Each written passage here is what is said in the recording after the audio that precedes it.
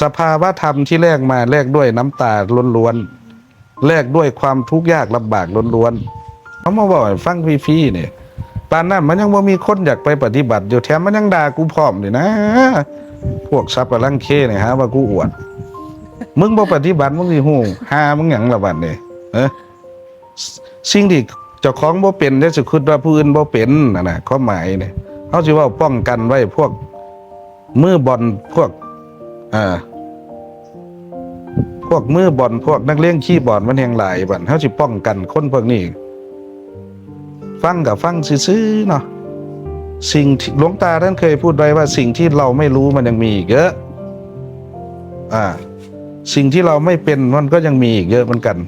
เพราะฉะนั้นแล้วไม่ควรเอามาตรฐานของตัวเองไปตัดสินคนอื่นว่าไม่ใช่ว่าไม่มีว่าไม่เป็นบางคนก็จะเป็นอย่างหนึ่งบางคนก็จะเป็นอีกอย่างหนึ่ง